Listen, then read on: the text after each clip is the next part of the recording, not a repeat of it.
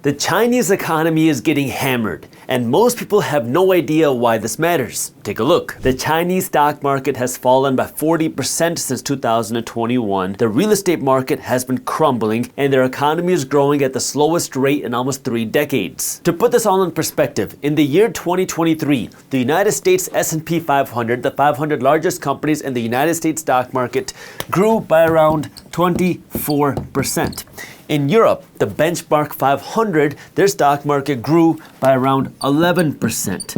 In Japan, the Nikkei 225 grew by around 28%, while in China, the CSI 300 fell by minus 11%, all in 2023. But it gets even worse. Read this. This is from Fortune magazine, and it says that 70% of family assets in China are tied up in property.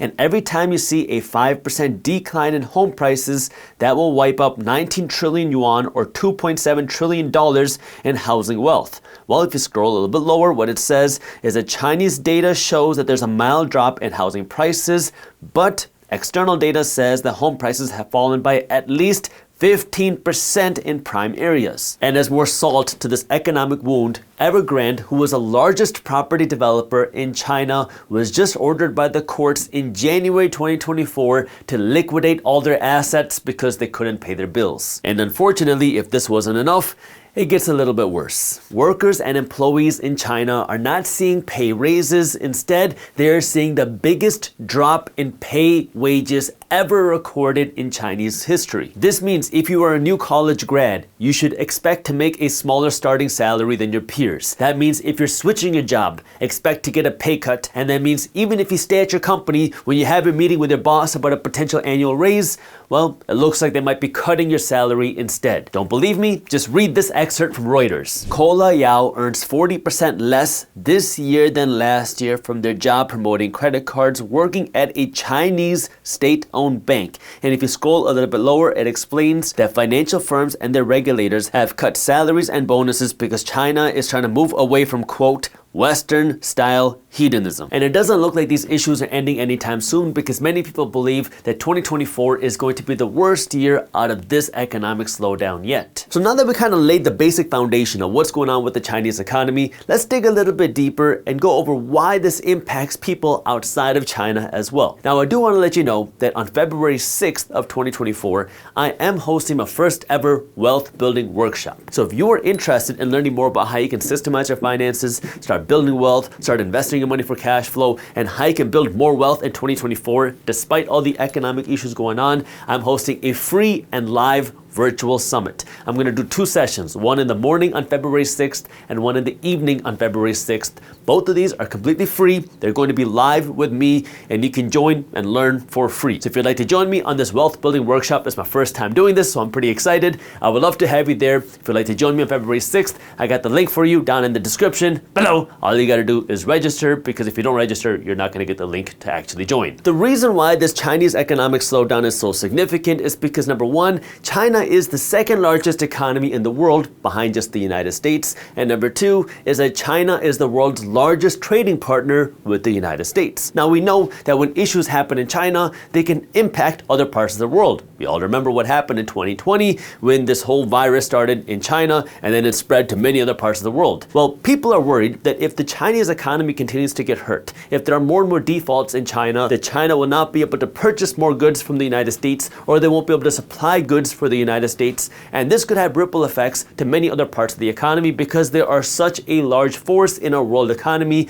and that could slow down other parts of economies in the world, including the United States. Not to mention the fact that there are investors and banks and large Wall Street institutions that are big-time investors in China that are now losing a lot of money. I hinted at this in the beginning of the video, but Evergrande was China's largest property developer, and then in 2023 they filed for bankruptcy because they couldn't make their payments, and then on January 29th, 2024, the courts ordered Evergrande to liquidate and get rid of all their assets. Now, at first glance, this looks like bad news for China because now you have this big property developer with hundreds of billions of dollars worth of loans that they took out that they cannot make because they're not making enough money, and now they're ordered to liquidate all their assets. Bad news for China. Yes, except Evergrande also borrowed a lot of money from Wall Street institutions in the United States, which means now these banks and institutions that have lent millions or billions of dollars to Evergrande, well, they might not be getting their money back. Not to mention the fact that Evergrande going bust could signal a much bigger issue for the Chinese economy, almost like when Lehman Brothers or Bear Stearns went bankrupt during the 2008 financial collapse in the United States. In fact, read this excerpt from the Washington Post. Beneath Evergrande's bankruptcy is a wider fear that the Chinese economy may be sinking into a prolonged and steep slowdown that could hamper its and the global economy's recovery from the worst days of the coronavirus pandemic. Now, of course, the Chinese country and economy run different than many other economies and countries in the world. For example, the Chinese economy is facing a unique issue in that their population is shrinking. Now, why is their population shrinking? Well, they used to have this rule which said that you can only have one child as a family in China. Now they're trying to reverse that, but they are facing the consequences of this where now the population is shrinking, which means there's less consumers in China. Because if there's less people in China, that means there's less renters in China. There's less home buyers. There's less people buying groceries. There's less people buying stuff. And if there's less people spending money, well, that means there's less consumers in the economy, which hurts the growth of the economy.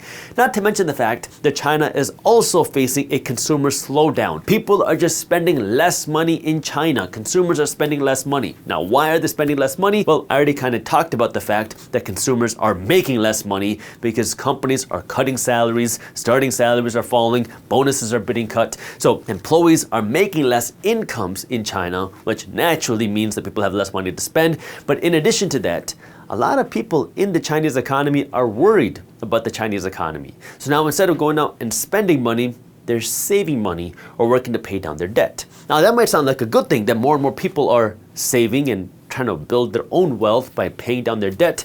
But from a business and consumer standpoint, that means that businesses are making less money. Because if you make $100 and you keep it in your pocket and you don't go out and spend it, well, that means Gucci doesn't benefit. That means Chipotle doesn't benefit. That means the businesses don't benefit because the money's staying in your pocket. So money staying in your pocket does not stimulate the economic system. Money staying in your pocket just stimulates your pocket. And so now when you have the slowing economy and people are scared to spend, well, now that slows down the economy even more because people are refusing to spend their money because they're scared about what's going to happen tomorrow in the economy. And this naturally has a lot of different ripple effects in the economy. And so now the question is, well, what is going to happen next in China? China is working on their own stimulus packages. They're working on their own ways to kind of stimulate the economy. However, the bigger issue outside of China is how is this going to affect other countries such as the United States? Because for one, we don't actually know all the real things happening inside of China because, well, the economy and country likes to keep things under wraps over there. They don't want to disclose everything going on in China. They work a little bit differently than the United States. So we can't know exactly what's going on inside the walls of China. All we hear is a data that comes outside. But what we want to understand is how this will impact other countries and other economies. And we know that when you are a large major global economy like the United States or China, an economic slowdown does impact other countries because if China has less money, they buy less things from other countries like the United States. Now, of course, the United States is buying a lot of things from China, but China also buys things from the United States. This is a chart from Trading Economics which shows that China imported, meaning bought, about $178 billion worth of goods from the United States in 2022. So if China's making less money, they have less ability to buy things from the United States. But then the second issue is more of a geopolitical issue because there's a lot of political tensions globally. 2024 is election year inside the United States. There's a lot of conflict in other parts of the world. There's a lot of conflict in the Middle East. There's a lot of conflict between Russia and Ukraine. Now, China is kind of involved in some of these issues. And so now if China doesn't like the United States, if China does not feel like they're succeeding economically, that could create more tensions in China and could create more geopolitical issues. So these are the things you want to pay attention to because yes, there are issues in China. Yes, there are Chinese issues, but they do have impacts onto people in the United States as well, which is why you want to be financially educated so you can take the best care of yourself, your family, and your community. And of course, we'll be talking more about how you can take care of yourself and build wealth on my wealth building workshop on February 6th. So I hope to see you there. The international political and economic situation in China is intricate and complicated. While the domestic demand remains insufficient and the foundation for economic recovery needs to be further consolidated. So yeah, we got some issues going on politically and economically, but it's complicated and we're working